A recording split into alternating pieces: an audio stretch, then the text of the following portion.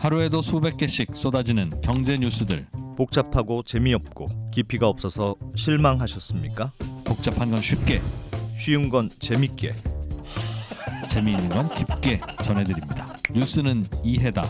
언더스탠딩. 유튜브에서 언더스탠딩을 검색하세요. 좋아요가 누른 당신 부끄럽군요. 구독 누르세요.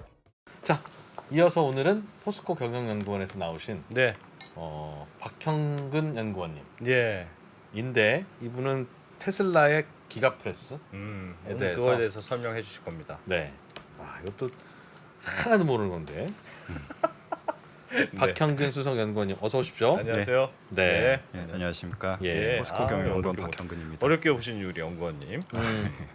저희가 메일을 몇 번 보냈다니까 대답이 없으셔가지고. 메일을 보시긴 했는데 그냥 씹은 거예요? 아니면 메일을 안 보신 거예요? 못 보신 거예요? 처음 듣는 것 같은데 뭔가 스팸 처리가 됐든.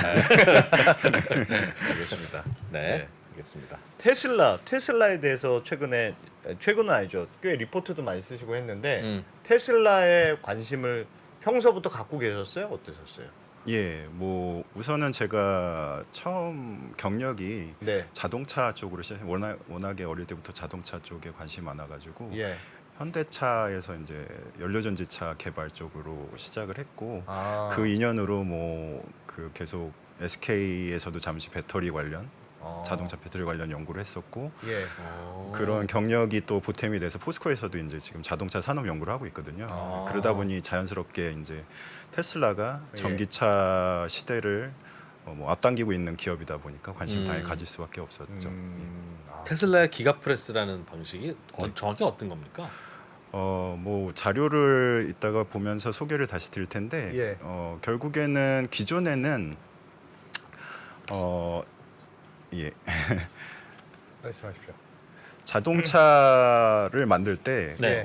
주로 저희 이제 포스코가 철강 회사지 않습니까? 예. 철강 판재를 이용해서 주로 판재를 자르고 이어 붙여서 차를 만들어 왔었죠. 예, 근데 이 다이캐스팅이라는 기법이 있습니다. 그래서 알루미늄을 녹여서 네. 이제 다이라고 하는 이런 형틀 안에 넣어서 모양을 만들어내는 이런 방식이 되겠습니다. 근데 예. 이게 새로운 방식은 아니고 사실 그 전에도 조그맣게는 만들어 왔었는데 기업들이 이제 테슬라가 굉장히 혁신적으로 공정을 이제 개선을 하면서 엄청 큰 사이즈 거의 뭐 100kg에 가까운 부품을 한 방에 굉장히 빠른 시간에 찍어내는 이런 방식을 도입하게 된 거죠. 그러니까 그 전에는 자동차들이 네, 요만큼 만들고 이어 붙이고 이렇게 했는데 용접. 용접해서 네, 테슬라는 한 방에 만들더라. 네, 통째로. 한 판으로요? 그렇죠. 그거 한번 네. 뭐 있으면 한번 네. 보여주시면 안 예, 되겠습니까? 예. 제가 좀 천천히 좀 소개를 드리면 예. 그 전의 방식이 대부분 여기 보시는 그림처럼 이제 예. 뭐 그 레더 프레임이라고 해서 이제 사다리 모양의 어떤 밑 받침 위에다가 예. 네. 철판 판재로 이어붙인 말하자면 차체를 얻는 형식의 생산 방식을 과거에 많이 주로 사용을 해왔었죠. 예. 최근에는 근데 이거를 유니바디 아니면 모노코크라 그래서 예. 철판 자체로 이런 프레임 없이 아예 하나의 모양으로 만들어내는 이런 차체 생산 방식이 굉장히 보편화되어 왔습니다. 모노코크라고 하는 저 아래 거가 예. 지금 보편적으로 되어 있다. 그렇습니다. 승용차 같은 경우에는 주로 이 모노코크 형태의 차체를 가지고 있고요. 일단 틀은 대충 있는 거군요. 그러니까 예, 틀은. 예. 저 틀은 한 번에 찍는 것도 아니고 저것도 용접하는 거죠, 모노코크도. 그렇습니다. 저것도 그래서 용접하는 거고. 네. 예. 주로 이제 과거에 철강제를 주로 사용한다 그러면 점용접이라 그래서 이렇게 그 용접점을 거의 뭐 4,5천 개 정도 이렇게 짚어서 판을 이어 붙인다고 생각하시면 되겠습니다. 예. 그래서 이렇게 그런 방식을 취해 왔었는데 테슬라도 사실 마찬가지였죠. 예. 그래서 테슬라는 특이하게 이제 그 알루미늄을 굉장히 처음부터 사랑했습니다. 거의 1억대 고가의 모델 S 같은 경우에는 가격이 있다 보니까 프리미엄 좀 알루미늄 판재가 철강에 비해서 굉장히 비쌉니다. 거의 소재 가격만 4배 정도가 되고요. 사실 예. 이제 부품 단위로 보면 한 2-3배 정도가 되는데 철강에 비해서 가격이 굉장히 비쌈에도 불구하고 가볍기 때문에 네. 테슬라가 그런 알루미늄 방식을 채택해서 예. 유사하지만 이제 판재를 쭉쭉 이어 붙였었던 거죠. 그래서 네. 이렇게 보신 것처럼 모델 S 같은 경우에는 그렇게 해오다가 이제 모델 3나 모델 Y 같은 경우에는 대중 차량 라인업으로 가다 보니까 3만 불대에 이제 차를 맞춰야 되거든요, 가격을.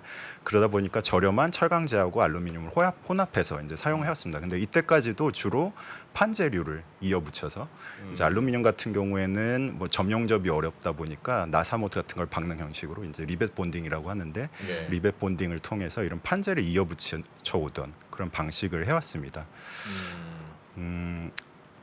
그래서 그 과정이 보통 이제 금속 판재를 예. 쭉 풀어가지고 가운데 보시면 이제 프레스 성형 기계라고 하는데 쾅쾅 찍어내는 거죠. 그래서 네. 이제 모양을 잘라내고 어. 그 다음에 이제 형상을 이렇게 입혀주면 오른쪽에 부품처럼 이렇게 나오는데요. 예, 저거를 이제 용접해 준다. 그렇죠. 이제 과거 방식은 이런 것들을 사실 현재도 가장 보편적인 방식이 되겠죠. 여기 예. 이제 영상에서 보시는 것처럼 예. 이제 BMW 공장의 사례인데 이렇게 그 기계들이 엄청나게 많죠. 그래서 예. 그 육축 다관절 로봇들이 이렇게 점용접을 일일이 하는 겁니다. 저기 보시는 그 점들이 점용접 점들인데 이게 많게는 5,000개 이렇게 한 차에 들어가는 거죠. 저거 선으로 용접하면 더 잘 붙을 것 같은데 네. 왜 점으로 해요? 선으로 하게 되면 시간이 굉장히 오래 걸리겠죠. 쭉 용접하는 선을 이어서 시간이? 네, 굉장히 오래 걸리고 네. 생산 속도가 아무래도 떨어지다 보니까 음. 점으로 쾅쾅쾅 찝어서 이제 네. 차를 만들어 나가는 그런 과정이었던 겁니다. 그래서 음. 이제 비로소 좀 서론이 길었는데 그럼 네. 기거 프레스는 어떤 형식이냐? 예. 저런 부품 하나를 만드는데요. 예. 보통 로봇이 이제 차체 하나를 만드는데 1,000대 넘게 들어갑니다. 그래서 뭐 차체 하나 만드는 1,000대 넘는 그런 로봇 라인을 좀 어떻게 개선해 볼까 고민을 해봤겠죠. 예. 좀 더 생산성을 높여볼 수 없을까. 그래서 이제 테슬라가 만들어낸 것이 이제 기가 프레스라는 방식이 되겠습니다. 예. 그래서 엄청난 기계인데 한번 영상을 보시게 되면 아, 영상 있어요. 예. 오. 막 찍어와도 돼요? 네 보시면 꾹 누르고 있죠. 그래서 예. 저 안에 사이 알루미늄을 녹인 예. 물질이 들어가서 저렇게 짧은 시간 안에 쿵 하고 찍어내면 부품 하나를 저렇게 만들어내게 되는 겁니다. 네, 그래서 아, 예. 예, 네. 부품 하나가 이렇게 나오게 되고요. 아 저렇게 한번 찍어낸 거예요 한 번에. 예, 아. 저거 기존 방식은 저렇게 찍어내는 게 아니라 그렇죠. 작게 찍어내서 이어 붙인다. 예, 저건 크게 한 번에 찍더라. 네. 그 판재를 기존의 프레스 성형을 통해서는 저렇게 예. 복잡한 형상을 한 번에 만들어낼 수가 없습니다. 그렇기 때문에 작은 부품들을 이어 붙여서 하나의 이제 차체의 구성품을 만들어내는 거죠. 예. 좀 전에는 네, 저거는 어떻게 가능해요? 그러니까 테슬라는 어떻게 저게 가능해요? 우리는 못 하는데 네, 기존의 다른 자동차 회사들은 못 하는데 네. 테슬라는 어떻게 저게 가능해요? 아니 그러니까 딱 생각하기에는 네. 부품을 한 번에 크게 찍어서 용접하는 걸 최소화하면 예. 뭐 빨리는 만들 것 같은데. 근데 저게 콜럼부스의 달걀처럼 어. 야 우리 이런 생각 못했네. 우리도 그런 이제 게, 하자. 그런 게 자, 아닌 것 같은데. 자 해. 어. 이렇게 하면 되는 건지 아니면 저거는 야, 하려면 저게 어떻게 돼? 우리도 저 생각했는데 저것도 안 되던데. 그러니까요. 그런 쪽입니까? 이제 기존 업체들은 사실 어떻게 보면은 관성에 젖어 있었던 거죠. 예. 여기 보시는 것처럼 그 캐스팅이라는 그 공법 자체가 완전히 새로운 건 아닙니다. 여기 좌측에 그림에 보신 것처럼 아우디나 캐딜락 같은 경우에도 예. 이 노드라고 하거든요. 이제 하중이 굉장히 많이 걸리는 꼭지점 부분에는 굉장히 두껍고 단단한 캐스팅 부품들을 이렇게 사용을 해왔습니다. 예. 근데 이제 테슬라가 이걸 엄청나게 크게 키울 생각을 한 거죠. 왜냐하면 그 전에 완성차 업체들은 생산 방식 자체가 이 점용접이라는 판재 그리고 점용접이라는 방식에 굉장히 익어 있던 겁니다. 예.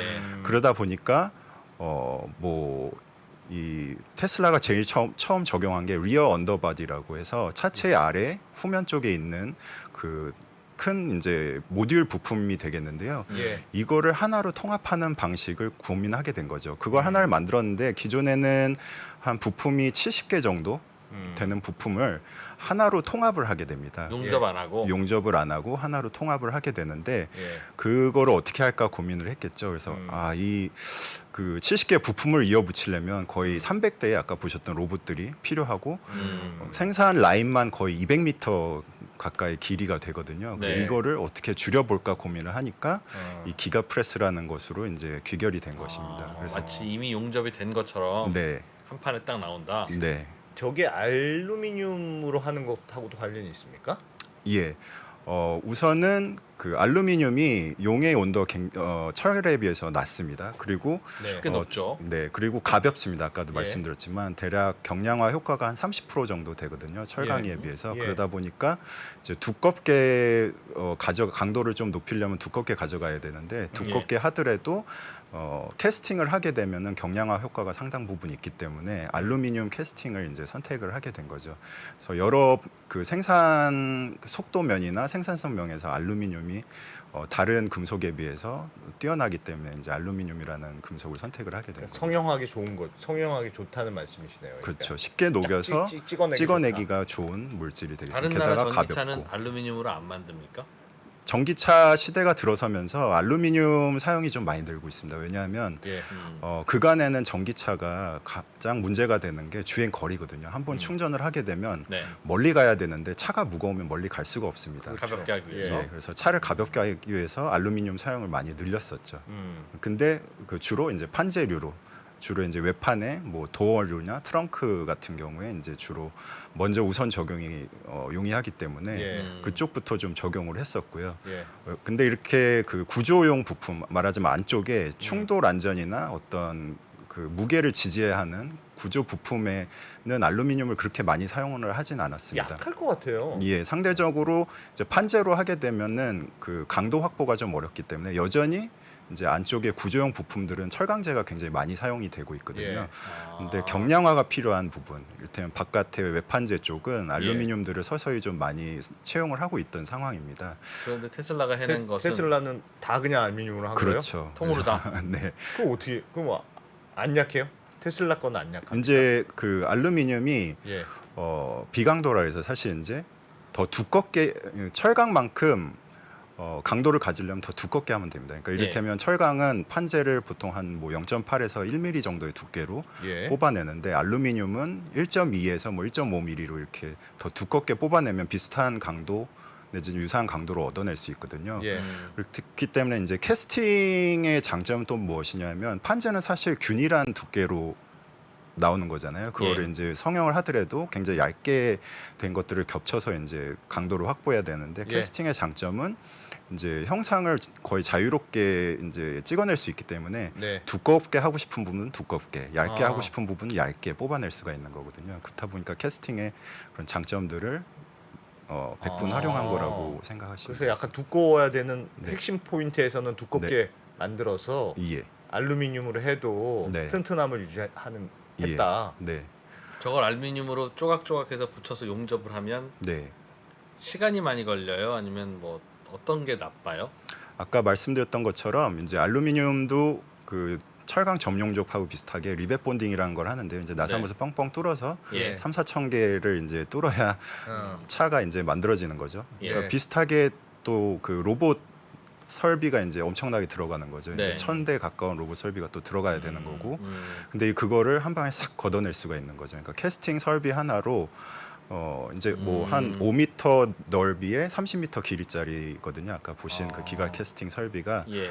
그러니까 불과 한 5분의 1, 6분의 1 정도의 그 면적으로 좁은 면적에 같은 그 일을 할 수 있다는 거죠. 같은 일을 할 수 있다는 거죠. 그래서 같은 부품을 만들기 위해서 속도도 보통 이렇게 200m짜리 라인을 거치게 되면 2시간, 3시간 걸리기도 예, 하거든요. 예. 예. 그러니까 같은 부품을 만드는데 2시간, 3시간 걸리는데 아까 보신 그런 기가 캐스팅 같은 경우에는 채 1초가 안 걸리거든요. 안 찍어내니까. 죄송합니다. 1분이 안 걸리거든요. 예. 그래서 뭐 다 모든 사이클 타임을 하더라도 8, 90초 정도 안에 그 부품을 만들어내니까 훨씬 짧은 시간에 많은 양을 생산을 할 수가 있는 거죠.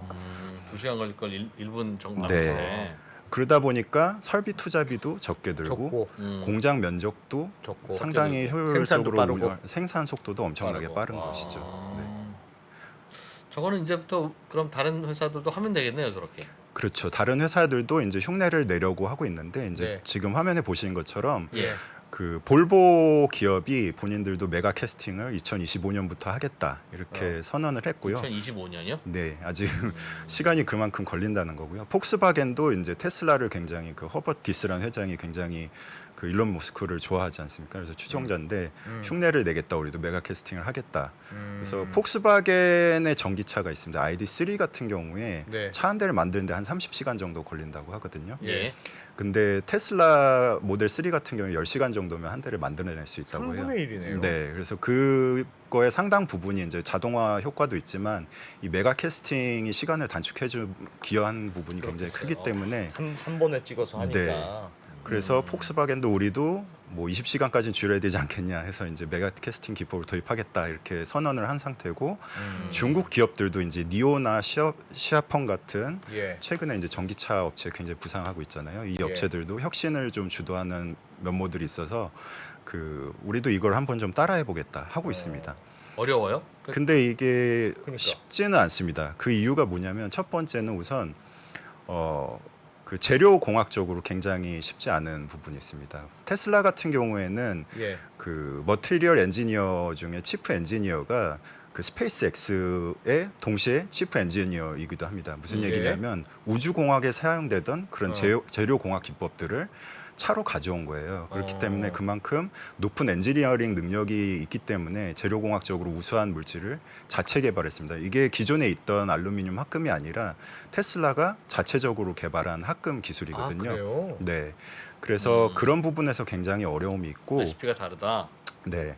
그리고 그러면 알루미늄인데도 네. 강도를 강하게 만든 네. 약간 그런 합금인 모양이네요. 그렇죠. 이제 기존에는 이런 캐스팅을 하게 되면은 굉장히 후처리 공정이 많이 들어갑니다. 무슨 얘기냐면 뭐 물질을 안정적으로 하기 위해서 이제 예. 열 처리를 한다든지 네. 아니면 뭐 부식을 방지하기 위해서 코팅이나 뭐 에노다이징 같은 뭐 표면 처리 기술들 그런 것들이 들어가는데 그 테슬라에서는 이거를 전혀 다 필요 없게 했습니다. 그러니까 그 기가 프레스에 한번 눌리고 나오면은 바로 그냥 차에 실을 수 있을 정도로 어떤 후 공정 없이 할 수 있는 우수한 합금을 만들어낸 거예요. 그러면서도 이제 표면 품질이나 이런 게 기존의 부품하고도 거의 품질 이슈가 없을 정도로 그리고 치수도 거의 정확하게 나오는 그런 합금을 만들어낸 기술이 있었던 겁니다. 그래서 이런 재료공학 기술을 아무나 따라하기 쉽지 않다는 그래요. 점이 하나가 있는 거고요. 또 한 가지는 이 기가 프레스 머신 자체를 이 설비를 만드는 회사가 예. 많지가 않습니다. 그래서 테슬라 같은 경우에는 이제 이드라라고 하는 굉장히 이탈리아에 오래된 그 캐스팅 다이캐스팅 기업이 이 클램핑 압력이라고 하거든요. 그래서 아까 보신 그 기가 프레스가 알루미늄 합금을 누르는 그 압력이 이제 6,000톤, 8,000톤 이렇게 많이 나가요. 예. 기존의 그 소형 부품들은 한 4,000톤 정도짜리 기기까지는 일반적인 캐스팅 업체들도 만들어 왔었는데 예. 이 6,000톤, 8,000톤 넘어가는 대형 기가 프레스급 기기를 만드는 회사는 이 이드라라는 회사하고 그 중국계 홍콩에 이제 본사가 있는 LK 그룹이라는 곳 두 곳만이 하고 있어요. 예. 근데 이들의 생산 역량이 이제 생산 능력이 연간 한 9대 정도밖에 못 만들거든요. 그러니까 말하자면 두 곳에서 1년에 뭐 10몇 대 정도밖에 못 만드는 거예요. 네. 근데 지금 테슬라가 엄청나게 증설을 하고 있잖아요. 그러니까 테슬라의 주문을 소화하기에도 엄청 급급하다. 그렇기 때문에 볼보 같은 기업도 하려고 그래도 못 하려고 해도 장비가 25년 없어서. 뭐 이렇게 잡고 있는 것이 그만큼 이제 야. 설비 자체를 조달하기가 어렵고 테슬라는 그런 거 많이 사갖고 가야 됩니까? 그렇죠. 지금 엄청나게 하고 있죠. 테슬라 공장이 지금 벌써 5개, 6군데 짓고 있잖아요. 기가급으로. 예. 그래서 보통 공장 하나에 50만 대 정도를 만들려면 이를테면 리어 아까 부품 하나를 50만 대 정도 만들려면 이 기가프레스가 2-3대 정도 있어야 됩니다. 예. 그러니까 리어 캐스팅 뒤에 그 후면 아래쪽에 리어 캐스팅을 프론트 캐스팅도 최근에 이제 모델 Y는 기가 캐스팅으로 기가 프레스로 하려고 하고 있거든요. 예. 그렇게 되면 공장 하나에만 뭐 4대에서 8대까지도 이게 필요한 겁니다. 그럼 1년에 9대 만드는데. 근데 테슬라가 지금 기가 팩토리를 엄청 증설을 하고 있잖아요. 최근에 네. 이제 기가 텍사스도 뭐 가동을 시작했고 하면은 네. 이런 공장만 4곳에 뭐 5대, 6대씩 공급을 하려면 이제 생산 능력이 소화가 안 되는 거죠. 이 기가 프레스를 그러니까 다른 회사들은 이거 하고 싶어도 네. 장비도 없고 설비가 네. 제때 설비도 안 없고 오니까. 합금도 제대로 합금도 다르고. 줄을 서야 하고 그 다음에 설비를 들여오더라도 사실 그 레시피 합금의 레시피는 이미 그 뭐 벤치마킹을 통해서 예, 분석이 예. 어느 정도 예. 됐거든요. 예.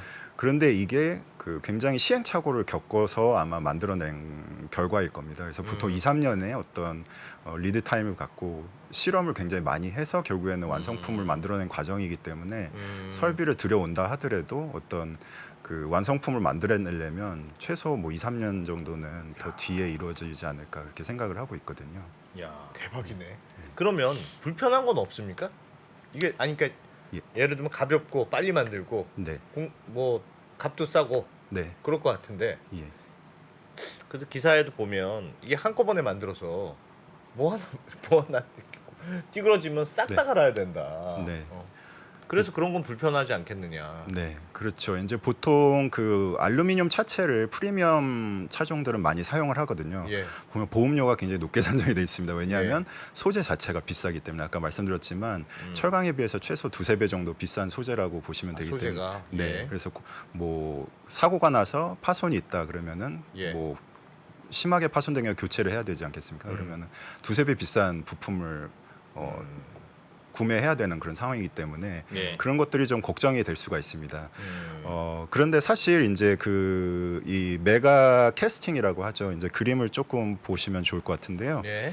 이 메가 캐스팅 부품이 해당하는 곳이 크럼플 존이라 그래서 사실은 굉장히 차가 고속으로 충돌을 했을 때 이를테면 네. 뭐 30km 이상 예. 굉장히 빠른 속도로 어딘가에 충돌했을 때 대파가 일어나야 들어오는 그런 구간입니다. 그래서 여기는 이제 잘 찌그러져야 하는 그런 구간이거든요. 예. 그래서 이 정도 파손이 일어나려면 굉장히 큰 사고가 일어나야지 이 정도 안까지 침투가 될 것 같고요. 예. 사실 그 앞에 이제 여기 전면 후면으로 3~40cm 정도 더 그 크래시 매니지먼트 시스템이라 그래서 이런 충돌 방지 보호 장치들이 있습니다. 그래서 예. 범퍼 저희가 알고 있는 플라스틱 외피가 있는 범퍼 안에 이제 뭐 알루미늄 프로파일이라 그래서 이런 충돌을 막는 사각 기둥 같은 것들이 있고요. 또 예. 이렇게 아, 크래시 쟤네는 박스라 그냥 그래서 찌그러주는 역할이군요. 그렇습니다. 그러니까. 그래서 한 뭐 저속 한 뭐 30km, 40km 예. 정도에서 충돌이 있을 때는 그 크래시 매니지 시스템들이 사실 이거를 다 처리를 해주고요. 이제 크럼플 존까지 찌그러지지 않는 상황이 될 것 같고요. 보통 일반적인 차량에서도 이제 이런 크럼플 존이 찌그러질 정도면 굉장히 고속으로 충돌을 했다는 의미이기 때문에 네. 대파된 경우에는 비슷한 비용이 들 것 같고요.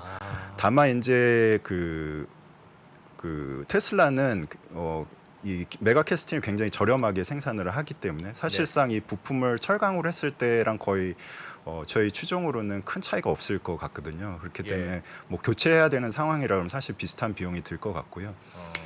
그리고 사실 이제 아까도 말씀드렸지만 이게 뭐 그 압출제와 같은 굉장히 두꺼운 2~3mm의 두꺼운 부분도 있지만 판재처럼 1~2mm 정도의 얇은 부분도 있거든요. 예.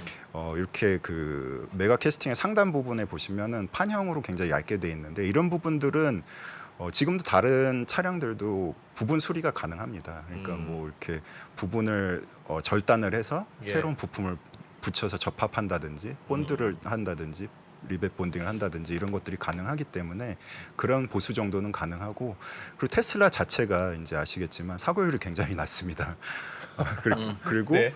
그리고 보험료 산정도 본인들이 예. 낮은 사고율만큼 낮게 가져가고 있기 때문에 이런 네. 것들을 어느 정도 커버할 수 있지 않을까 그렇게 좀 생각을 하고 있습니다. 들으면 들을수록 좋은 거. 야, 근데 이건 어떻게 생각했을까? 이거는 다만 다품종 생산은 어렵겠죠. 어차피 한꺼번에 찍는 거니까 딱 그렇게만 만들 수 있는 거니까. 네. 맞습니다. 테슬라 같은 경우 차종이 굉장히 제한적이지 않습니까? 그러니까 예. 3~4종을 가지고 지금 생산을 하고 있고 테슬라가 굉장히 비용 관점에서 뛰어난 이유가 부품 공용화율이 굉장히 높습니다. 이 하나의 네. 플랫폼을 가지고 모델 3, 모델 Y, 뭐 사이버 트럭까지도 소화할 수 있는 그 부품 예. 공용화율이 굉장히 높기 때문에 이런 것 방식들을 다른 기업들도 따라갈 가능성이 굉장히 높습니다. 지금 뭐 현대라든지 폭스바겐이라든지 전용 플랫폼을 내놓으면서 이 플랫폼 하나로 여러 차종, 그러니까 승용차도 소화하고 SUV도 소화하고 픽업 트럭도 소화할 수 있는 하나의 플랫폼을 가져가고 있잖아요. 그렇기 때문에 이런 그 기가프레스 내지는 메가 캐스팅 부품이 굉장히 유용한 그런 방식이 될 것으로 보입니다. 현대 기아차는 아직 멀었습니까? 현대 기아차도 당연히 이런 것을 눈여겨 보고 있겠죠. 그래서 예. 뭐 멀었다고 하기에는 굉장히 기술력이 전기차 플랫폼에서는 굉장히 앞서 나가고 있고 네. 평가도 굉장히 높은 것으로 알고 있거든요. 그래서 예. 우리나라 기업들도 전기차 시대에서 주도권을 좀 더 노력해서 많이 따라갈 수 있지 않을까 생각은 하고 아니 있습니다. 그래도 네. 장비도 못 구한다면서요. 장비도. 근데 꼭 그 방식이 예. 이 기가 프레스 내지는 이 메가 캐스팅 부품만이 유일한 방식은 아닌 거고요. 예. 이제 저는 철강 회사에서 나오다 보니까 알루미늄만 너무 홍보하는 것 같은데 이제 예. 철강으로도 이런 유사한 시스템들을 만들어낼 수 있기 때문에 사실 뭐 그래요? 꼭 메가 캐스팅 하나만으로 뭐 경쟁할 수는 없다. 그러니까 테슬라는 분명히 그 산업 선도적인 그런 기업이기 때문에 자동차 쪽에서는 굉장히 격차가 앞으로도 있을 거로 생각되지만 꼭 이 뭐 기가 프레스만이 유일한 답은 아니기 때문에 다른 방식으로도 아마 고민들을 많이 하실 것으로 보입니다. 철강으로는 어떻게 해요? 예. 철강- 어떻게 하는 겁니까? 예. 철강으로는? 그러니까 철강으로도 이제 요즘은 멀티 머티리얼 사실 이제 철강 회사라고 해서 철강만 고집할 수는 없는 상황이 돼 버렸습니다. 예. 그래서 멀티 머티리얼 시대라고 해서 적재적소에 어떤 소재를 잘 사용하느냐가 중요한 시대가 되어 버렸습니다. 그래서 차 하나를 만들 때 예전에는 철강 차량이면 철강으로만, 알루미늄이면은 알루미늄으로만 구성을 했었어요. 그게 예. 왜 그랬냐면 이종 소재라 그래서 철강하고 알루미늄을 같이 이제 붙이게 되면은 부식 문제가 발생을 하게 됩니다. 이제 예. 전이차에 의해서 갈바닉 부식이라고 하는데 이종 소재를 붙이게 되면 부식 문제가 발생을 했었는데요. 최근에는 이제 그런 것들을 뭐 본딩을 사이에 해서 이제 닿지 않게 화학적 본딩을 통해서 아니면 뭐 필름을 사이에 낀다든지 이렇게 예. 접합 기술들이 굉장히 발전을 했고 이제 체결도 그러니까 철강하고 알루미늄하고 아까 점용적 방식으로는 붙일 수가 없거든요. 그러다 예. 보니까 아까 나사못 형태라고 말씀드리긴 했는데 이제 셀프 피어싱 리벳이라 그래서 리벳 방식으로 체결을 하는 그런 기술들이 굉장히 발달을 했기 때문에 네. 이런 이종 소재가 그다음에 플라스틱 아니면은 탄소 섬유 복합재까지도 아니면 유리 섬유 복합재까지도 다종의 어떤 소재들을 복합화해서 차량을 만들고 있기 때문에 철강의 역할이 또 있다고 생각합니다. 그래서 그 테슬라 같은 경우에도 예. 이제 대중 차량 같은 경우는 아까도 모델 3에서 보여드렸지만 네. 그 전에 이제 모델 S 같이 억대 차량 같은 경우 알루미늄을 쫙 97% 정도를 적용을 예. 했지만 이제 대중 차량 같은 경우에는 뭐 차체 외피라든지 그다음에 구조 부분 이제 충돌 관련된 부분 아니면 구조 지지 부분은 얇고 가볍고 강도가 높아야 되는데 그런 예. 부분에서는 철강이 아직도 장점이 있기 때문에 테슬라도 철강을 절대로 무시하지 않고 요소 잘 적용을 하고 있고요. 그래서 예. 철강제도 많은 역할을 앞으로 할 거다 이렇게 말씀을 드릴 수가 있겠습니다. 알겠습니다. 다른 방법은 있긴 있다. 네. 이 기가 프레스로 안 하고 예전 전통 방식으로 한 것과 비교하면 비용 금액 차이를 어느 정도 극복해야 됩니까? 그럼 혹시 그거는 그러니까 순서 기다리더라도 우리도 네. 기가 프레스 해야 되는지 네. 어차피 설비도 잘 안 된다고 하니까 그냥 우리는 우리는 하던 용접 열심히 방식으로 해. 간다. 이제 기존 완성차 업체들이 사실 이런 이어오던 전통을 바꾸기 쉽지 않은 이유들이 있죠. 왜냐하면 설비들이 이미 다 깔아놨잖아요. 예. 로봇을 이미 1000대씩 다 깔아놨는데 굳이 이제 말하자면 감가상각이 이루어지지도 않았는데 그걸 걷어내고 뭔가 예. 기가 프레스를 들여놓는다든가 이런 게 빨리 전환이 이루어지기 쉽지는 않겠죠. 그리고 뭐 사실 부품 업체들과의 관계, 그 다음에 그 노사 문제도 사실 개입이 될 수 있고요. 그리고 폭스바겐이나 현대차 같은 경우에는 그 노동 환경도 굉장히 중시하기 때문에 어쨌든 인력이 그만큼 투입되는 걸 생각을 안 할 수 없기 때문에 그런 면에서 전환의 속도가 좀 늦을 수는 있을 것 같습니다. 예. 다만 이제 궁극에는 이런 방식이 그 업계 표준을 주도하다 보면은 다른 기업들도 하나 둘씩 따라가지 않을까. 뭐 이미 볼보나 폭스바겐이 하듯이 나중에 다른 기업도 점점 확대돼 가지 않을까 이렇게 생각은 합니다. 예전에 왜 초반에는 테슬라가 이 품질 문제가 되게 많다 막 그랬었잖아요. 예, 맞습니다. 그래서 그게 초반에 되게 지지부진한 과정을 겪었던 걸로 아는데 그게 네. 이 기가 프레스하고 관련이 있었던 겁니까? 그러니까 그거를 테스트하는 과정이었다고. 네. 지금은 이제 굉장히 안정된 단계로 봐야 돼요. 아니면 여전히 네.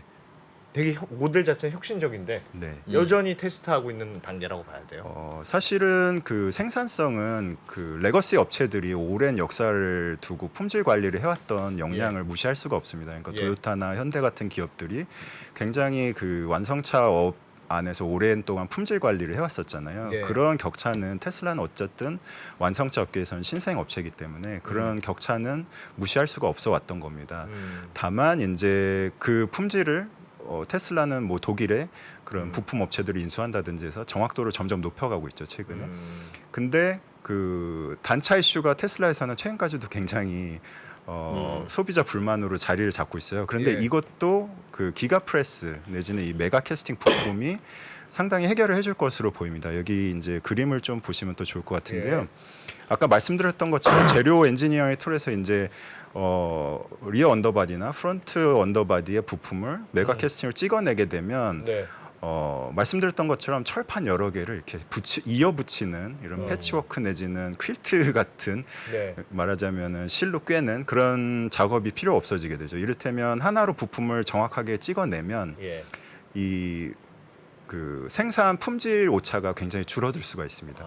판재를 여러 개 이어 붙이게 되면 사실 그 사이로 이제 빗물이 새면 안 되니까 예. 실링을 바른다든지 본딩을 한다든지 그다음에 뭐 리벳 용접을 해야 되니까 예. 그런 과정에 사실 생산의 공정이 늘어나면 늘어날수록 그 치수의 오차가 굉장히 늘어나게 되겠죠. 근데 예. 메가 캐스팅으로 하나로 찍어내게 되면 그런 단차도 굉장히 극복을 할 수 있을 거라고 생각을 하고 있습니다. 그래서 뭐 일론 머스크가 주장하기로는 마이크로 단위의 어떤 마이크로 밀리미터 단위의 정확도를 가질 거다 앞으로는. 그러니까 이런 메가 캐스팅이 그런 역할도 앞으로 해줄 거다. 그래서 모델 3나 Y가 향후에 이런 메가 캐스팅 부품을 채용을 하게 되면 굉장히 예. 단차 이슈도 크게 줄어들지 않을까 좀 기대를 하고 있는 오히려. 상황이 되겠습니다. 들을수록 좋아 보여.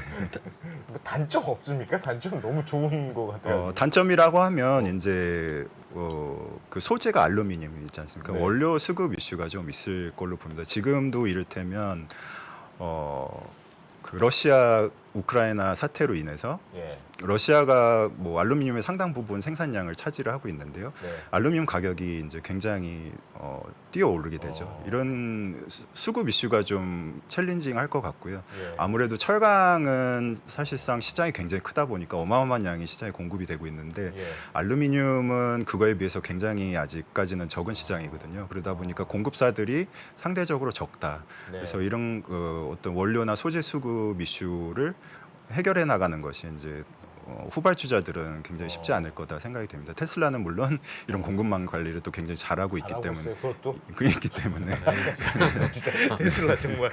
야, 네. 진짜 대단하다. 네. 박영관님께서는 테슬라 주식도 갖고 계십니까? 네, 저는 오랜 테슬라 팬이기 때문에 거의 네. 뭐 용돈 같이 조금 투자를 하고 있고요. 아 그렇군요. 네, 네. 진짜 대단하네 테슬라. 아니 포스코에서 테슬라 연구한다고 별로 안 좋아하시는 거 아닙니까? 포스코에서? 그렇지 야, 않습니다. 네가 사실상 철강을 이제 연구해야지. 네.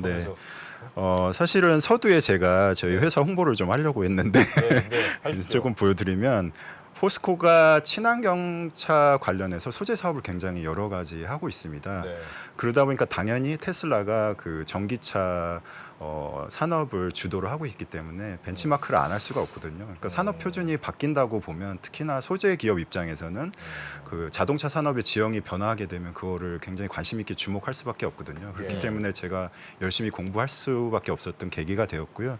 그래서 포스코가 기존에는 이제 차체 소재, 아까 말씀드렸던 철강제 중심의 어떤 사업 포트폴리오를 갖고 있었는데 예. 배터리용 소재, 양응극제 아니면 리튬이나 니켈 같은 원료, 예. 그다음에 모터에 들어가는 전기 강판, 이제 이것도 철강 소재인데 이거는 이제 알루미늄이 대체할 수 없는 영역이 되겠습니다. 모터에 들어가는 굉장히 많은 양의 철강 소재 이제 전기 강판이 들어가고 있고요. 그다음에 뭐 최근에 이제 수소 연료 전지차 같은 경우에도 스테인리스 분리판 소재를 공급하고 있거든요. 예.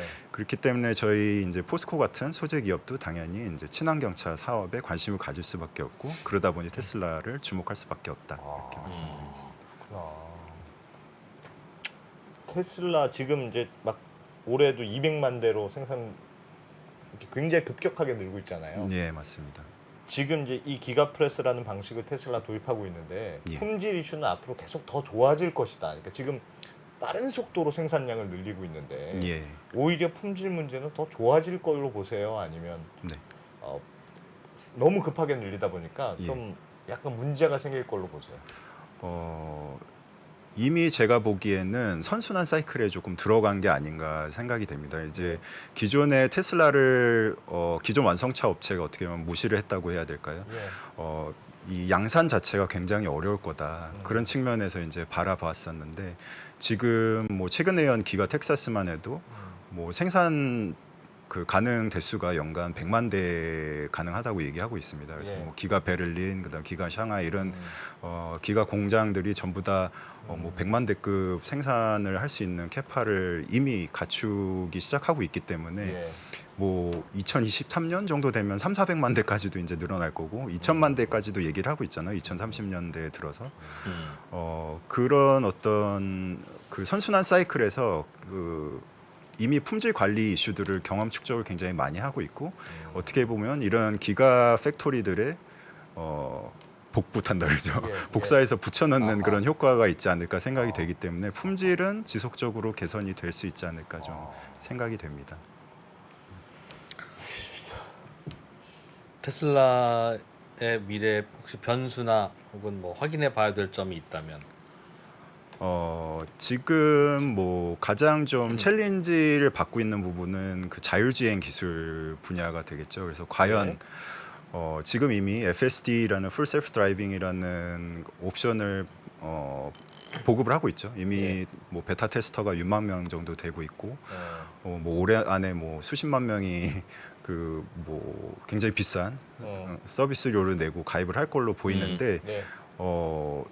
사실 그 뭐 배터리라든지 아니면 예. 이런 자율주행 기술에서 하나의 사고가 굉장히 크게 그 소비자 인식에서는 다가올 수가 있거든요. 내가 만약에 이제 소비자 설문을 해보면 자율주행 차에 마음껏 탈 의향이 있느냐 물어봤을 때 누구나 좀 주춤하게 되잖아요. 예. 그러다 보니 이제 크고 작은 사고들이 아무래도 이제 알려지기 시작하고 테슬라라는 기업이 워낙 큰 주목을 받다 보니까 그런 위험 관리를 잘 하지 않으면 어떻게 보면 소비자에게 외면받는 순간이 올 수도 있거든요. 그런 위기들을 사실 과거에 좀 몇 차례 겪었었죠. 예. 하지만 이제 뭐 저는 일론 머스크의 빅팬으로서 그런 것들을 굉장히 차근차근 극복해 나가면서 성장하지 않을까 그런 기대감은 갖고 있고요. 그런 리스크들은 뭐 계속 이어지지 않을까 생각은 됩니다. 객관적인 설명은 아닐 수도 있겠다는 생각이 네, 객관적인 후반전에 빅팬이라고 갈수록 그래요. 하시니까. 네. 와 테슬라 진짜 대단하네. 제가 들을수록 테슬라 더- 자꾸 들여다보는 이유가 네. 그러니까 테슬라가 잘 되는 건 그렇다고 쳐요. 전 세계 자동차 시장은 하나 아닙니까? 그러면 테슬라가 잘 될수록 우리나라 자동차 업체 생산 대수는 줄어드는 거고 이게 이제 현대차, 기아차 주주의 문제가 아니라 우리나라 이 자동차 조립 생태계의 문제이기도 하고 그래서 철강제도 뭐 우리나라에서 들 만들면 우리나라 철강제도 들 쓸 거 아니겠어요? 네. 괜찮을까요? 뭐 하지만 제 이제 사람들이 많은 그 인식이 테슬라 대 비테슬라의 경쟁 구도로 좀 보는 측면이 있는데 저는 이제 친환경 차가 많이 보급 확산되어야 된다는 입장에서 보면 예. 우리 인류를 위해서 이게 그 플러스 요인이 되는 그런 이야기잖아요. 그래도 테슬라가 이렇게 선도해서 앞서 나가면 다른 완성차 업체들도 전환을 훨씬 빨리 이룰 거라고 생각합니다. 여전히 2040년 정도 가도 이제 엔진 달린 자동차가 여전히 절반 이상을 차지할 거거든요. 예. 근데 현대차가 이제 전기차 전환을 상당히 지금 초중반에 굉장히 잘 대응하고 있듯이 예. 이런 국내 기업들도 전기차 전환을 좀 더 동참을 빨리 해서 확산하는데 파이를 사실은 키우는다고 예. 봐야지 제가 봤을 때는 어떤 자동차 산업이 사양 산업이 되는 쪽은 아니라고 아니, 생각하거든요. 테슬라의 경쟁력이 그렇게 획기적이고 격차가 크면 예, 다른 차들은 테슬라보다 항상 비싸게 만들어야 되니까 예, 심지어는 규모의 경제까지 생기면 더 싸지잖아요 테슬라는. 네. 그럼 다른 나라 자동차는 어떻게 팔아요?